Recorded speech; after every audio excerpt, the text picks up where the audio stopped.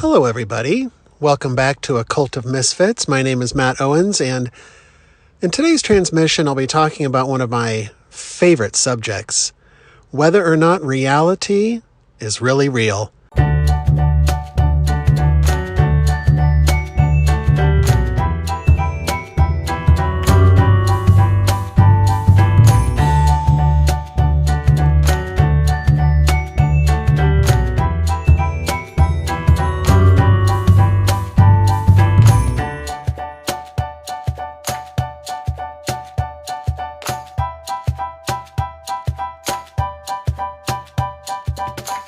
Full disclosure here, this is like my third attempt at recording this. I'll walk you through it. The first attempt, I was pretty grumpy. I was trying to push it. I was trying to force it. It didn't really feel authentic. And it just wasn't working. So I thought, okay, you know what? I'm going to take a walk. I'm going to soak up a little bit of nature, right? Clear my head, listen to the birds. Let Chi-Chi chase a couple squirrels, okay? So I start taking my walk, and maybe 10 seconds into my walk, I hear this sound above me. It all happens really quickly. I just hear like a, and something slams into the top of my head with such force. It was like somebody chucked an acorn at my head or something. And I'm like, what the hell? And before I know what was happening, this mysterious winged insect with a vendetta towards me thrusts its ass into my scalp, stinging me. And then just flies back away into the nothingness. And I'm like, what is going on here? Like, I'm already grumpy. I'm already in a bad mood. And now I got Mother Nature assaulting me. So that wasn't a good day to record. So that day was a scrub. My scalp is good, by the way. I've fully recovered, for those of you that care about my life and the health of my head. And then yesterday I tried again. I thought, all right, let's get back on the saddle here. Okay. I got a beekeeper's outfit from Amazon to protect myself, just in case. Just have that on standby. And I started recording it. Now, the thing is when I'm not recording live, like I am here on this video and on Instagram, when I'm not recording live, it just feels inauthentic. Because what I do is I follow a script. And if I screw it up, I redo it because I know that there's no pressure. If I'm just recording it on my cell phone, I'll record the intro. Hi guys, how you doing today? And I'm like, nope, didn't like that. Hi everybody, how you doing? My name is, nope, didn't like that. Hi guys, my name is Matt. And nope, didn't like that. And then I'll end up recording the thing like 25 times. And then I get into this weird like OCD loop of trying to achieve perfection with my video or my podcast that I'm making. And it's just not healthy. So I'm just trying to find my way here. I'm trying to figure out the process that works best for me. But I'm just going to start doing these live videos. Because when I just record it into my cell phone without it being live, it just doesn't work the same. So trying out new stuff here. But I'm feeling good today. So I haven't been stung. Nothing calamitous has happened. So we're off to a good start today. I want to talk about one of my favorite topics, which is whether or not we're living in a simulation, whether or not reality is an illusion. This is a video game. This is the Matrix, whatever you want to think, a dream. Okay. And this concept isn't new. I'm a big fan of sci-fi. So there's just lots of instances of this in science fiction, of this reality not being real. And I want to walk through why I've come to the conclusion that it's very likely that we are living in a simulation. I think that things are used in our life, and this reality is an allegory, as a parable, as Jesus would say. And I think that that our movies in Hollywood are meant to show us things, that there's deeper meanings and layers to some of these movies that come out. I'm not talking about like, 3 Men and a Baby. That's weird that was the first one that popped into my head. But I think movies like The Matrix, movies like The Truman Show have deeper meaning to them, philosophically speaking. That's why I love them so much. And so I think that when we're shown this in our films, we're meant to look at it and think like, well, maybe this is what's happening. And can I wrap my mind around it? And Would I be okay if that really was reality? These are the questions I ask myself, guys, at 2 o'clock in the morning. I don't know about you. But people in the technology field, people who know what they're talking about, often use the video game as an example of, here on Earth, it's only been 40 years since video games came into popularity and were invented. We had Pong and Atari. We started out with just real crappy looking screens, real digitized, but it only took us 40 years to advance that technology to now where it's highly realistic. And it's not that unreasonable to believe that, 50 years, 100 years, even 1,000 years into the future, that technology is going to, at some point, become indistinguishable from this real reality. And so if it's possible for us to enter into a simulation that we don't know is a simulation, like in The Matrix or The Truman Show, that perhaps that's what's happening with us now, that perhaps our ancestors created this program for whatever reason. Perhaps it was a interdimensional being or an alien or whatever you want to call it that created this quote-unquote program that we're in.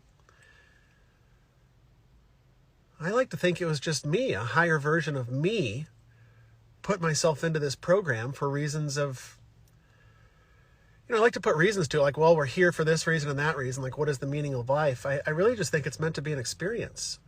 It's just meant to expand us, to sort of put us into this state of growth, right? So I like to live my life now with the possibility, right? I'm not up here saying that this is how it is. Reality is an illusion, guys. You're all a bunch of sheeple if you don't believe that reality is an illusion. No. This is just, it's a gut feeling.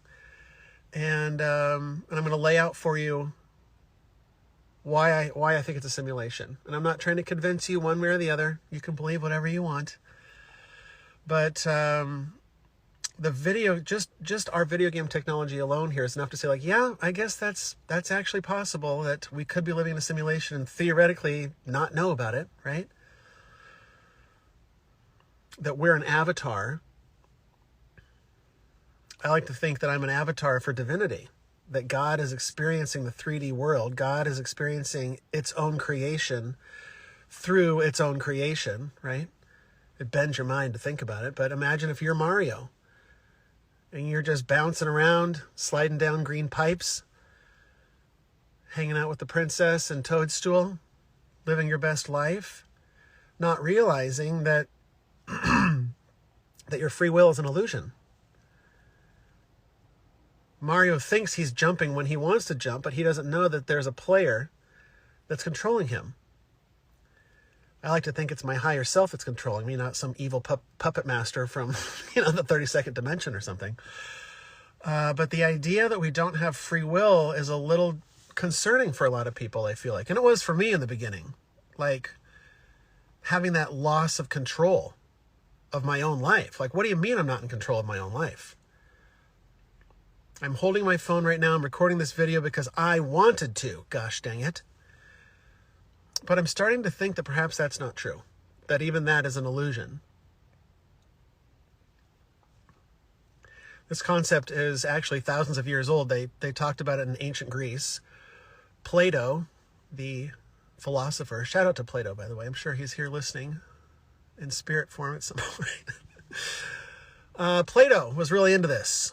But he didn't have the words to talk about technology like we can today, about a simulation or a video game or whatever, or a movie. So the allegory that Plato used was a cave. He tried to explain it like this. He was like, okay, listen, imagine that your whole life you live in this cave. You've grown up in this cave. Everybody around you, your family, society, they all grown up in this cave. It's all they have ever known. And they see quote-unquote reality all around them on the cave walls. But what they're seeing is these shadows. They're seeing a shadow of a tree, shadow of a little rabbit hopping by, and they think that's a tree, that's a rabbit. But what they don't know is that quote-unquote real life is outside of the cave entrance. And near the cave entrance is a fire, a source of light that's coming in, that's projecting these shadows that the people in the cave think are real. Get it? And then one day, somebody decide, let's just call him Matt Owens for fun. One day, this guy named Matt Owens says, you know what? There's got to be something more than this cave here. So I'm going to wander out and look for an entrance to the cave and just see what happens. And so for 40 days and for 40 nights, Matt Owens wanders through the cave, searching for something more than these shadows. And he discovers the entrance to the cave, and he comes out, and the light is blinding, and he drops to his knees, and he's like, holy cow, the colors are so vibrant, and the light is brighter, and it just feels different. Like, this is real. What have I been doing my whole life? Some of you may have experienced this. Many people call it an awakening, a spiritual awakening. Seeing the light, seeing things differently, seeing beyond the veil. If you've ever taken mushrooms or LSD or any psychedelic of that nature, you know what I'm talking about. People who have had out-of-body experiences or near-death experiences, and, their spirit left their body and they visited, heaven or spoke to their dead ancestor or something along those lines. And oftentimes people who have these psychedelic trips or these out-of-body experiences, when comparing notes, there's a lot of similarities.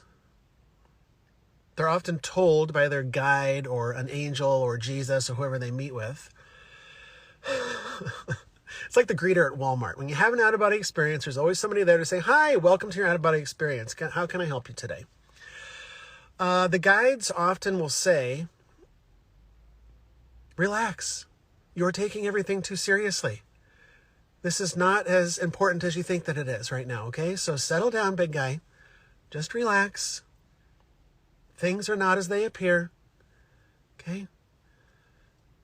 You're too stressed out about everything. So when I start hearing that, and I start thinking that everything is perhaps an illusion, I start relaxing a little. It helps me. It helps me to relax. So I'm like, yeah. It's easy to take on the attitude of, what's the point? What's the point of doing any of this? If it's all just fake, if it's all just an illusion, and if I have no free will, then well, what's the point of getting up in the morning, right? It's an experience. It's just meant to be experienced. It's meant to be observed. In the Eastern philosophies, they talk about just be the observer. And that's been so useful in my own life, especially when coupled with the idea that we're living in a simulation, to think like, you know what? I'm going to chill out a little bit, okay? The stakes aren't as high as the voice in my head is telling me. I call that voice in my head Hal. Hal's always trying to get me all stressed out. And I have to override Hal often and just say, no, we're not going to be stressed out today, okay? So back to Plato. Plato's talking about the cave, the allegory of real life, right?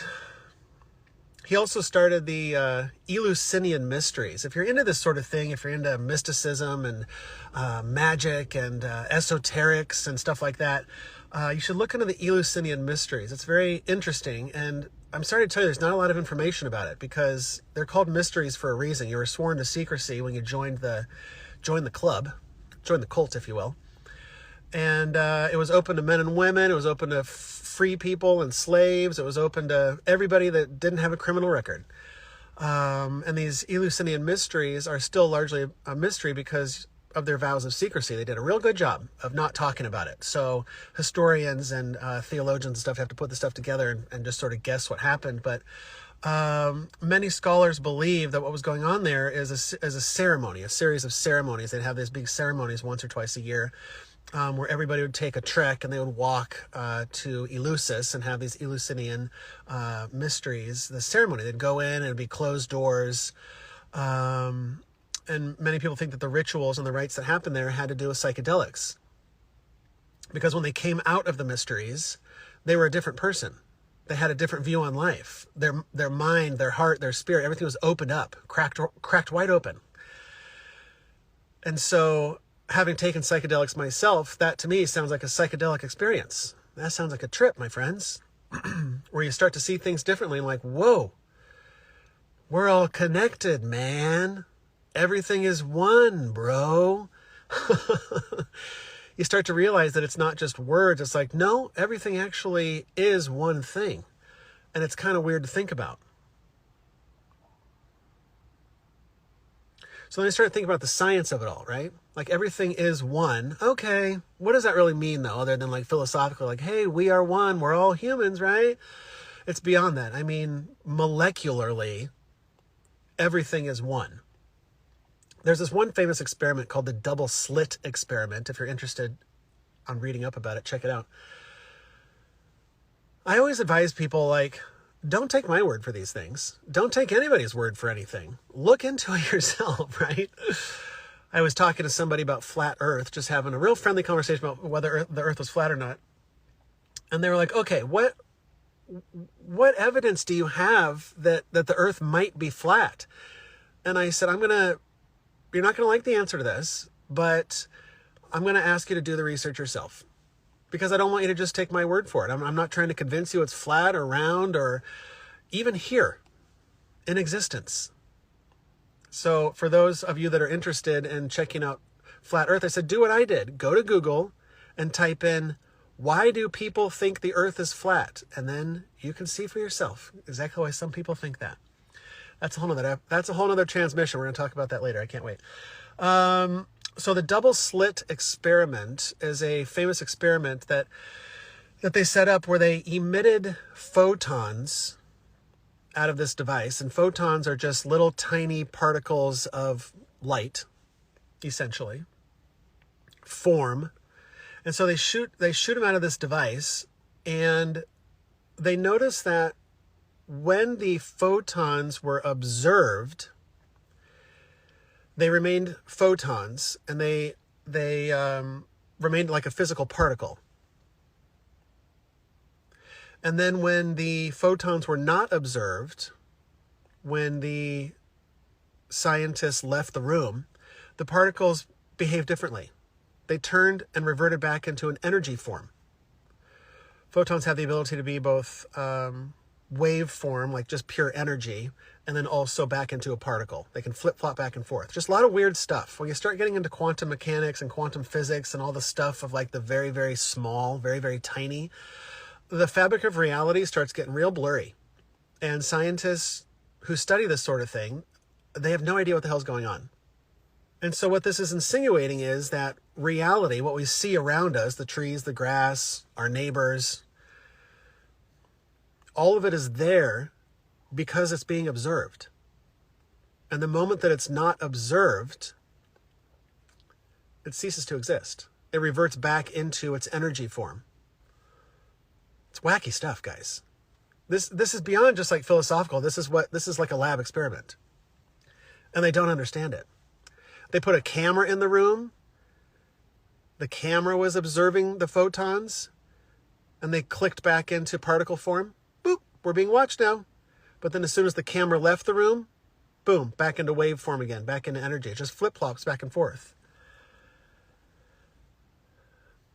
And it makes sense, like if we're in a video game, the whole video game world is not rendered simultaneously. That would take up too much space, too much memory. I don't know, I'm not an expert at this. It would be inefficient to render the entire world. So all they do is render the world that the avatar can see at that particular time. Because what else do you need beyond that, right? Mario can only see where Mario is currently standing, and level 5 isn't there because Mario's not there, okay? I'm sorry for those of you who haven't made it to level 5 yet. That's all right. You'll get there eventually. I believe in you. So it's just this wacky stuff, right? And then I started looking into like what is matter? Is it energy? Is it matter? We're told since we enter school that there are 3 states of matter, solid, liquid, gas, plasma, for those smarties out there that know. But as you start looking into it, you realize that solid matter is not as it appears. This gets into the quantum weirdness again. And what scientists are realizing is as they take these powerful microscopes and zoom in on a solid object down to the electrons, the neutrons, the atoms, all the small tiny stuff, they start to see that 99.999999% of all solid matter is made up of, drumroll please, nothingness. Almost all of it is nothing. Well, what does that mean? Well, they don't know. They have no idea. There are vast stretches of nothingness in between each atom when you zoom in, and they have no explanation for it. And it all appears to be energy, nothing solid. Now, the center of the nucleus of the atom is solid, theoretically, but then when they start zooming in on that, it also starts dissolving. Like all the laws of physics as we know them just go out the window when you start zooming in on stuff. And it's as if the program that we're in, the matrix that we're in, the simulation gives us just enough for us to see, just enough for us to put together the reality, because this avatar that we're in, this mind that we've been given, interprets what we see around us. So when we touch something, our brain says we are touching a solid object right now, or we are touching something hot, or we are looking at something blue. But those are just interpretations that our mind is giving us. It's not necessarily what we're experiencing, especially if we're in a simulation. If we're in this hyper-realistic simulation, it's not unreasonable to think that it's all just a reaction. It's super wacky stuff, guys. And I love talking about it. I love talking about it especially to people who don't want to talk about it, because they get so uncomfortable. They get real itchy when I start talking about how reality is not real. That's okay. That's okay. I think that as a people, as a species, we are getting ourselves to these higher elevations of consciousness slowly, right? It takes time. It takes baby steps, right? We're a real fragile species, right? We got to take it nice and slow. Otherwise, we may have a psychotic break, right? So that's all. I think we're going to wrap it up there. Stay tuned for more episodes. I got them coming. End transmission!